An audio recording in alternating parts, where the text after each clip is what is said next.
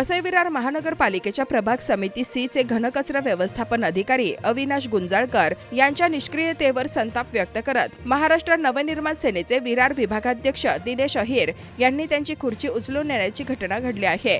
शहरात सर्वत्र वाढत असलेला कचरा, दुर्गंधी, डब्यांची कमतरता, चिकन दुकानांवरील कारवाईत दिरंगाई तसेच डम्पिंग ग्राउंडवर वारंवार लागणाऱ्या आगीच्या तक्रारींवर अधिकाऱ्यांनी कोणतीही कारवाई केली नसल्याचा आरोप नागरिकांकडून करण्यात आला आहे। यावर उपाययोजना न करता अधिकारी अविनाश गुंजाळकर नागरिकांच्या समस्या सोडवण्यासाठी त्यांच्या जागेवर उपस्थित राहत नसल्याचा आरोप करण्यात आला आहे।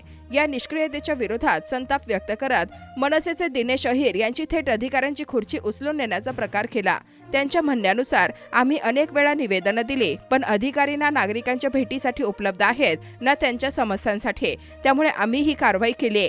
ही घटना चर्चेचा विषय बनली असून मनसेच्या आक्रमक भूमिकेने महानगरपालिकेतील अन्य अधिकाऱ्यांवरही दबाव निर्माण होईल अशी शक्यता वर्तवली जात आहे।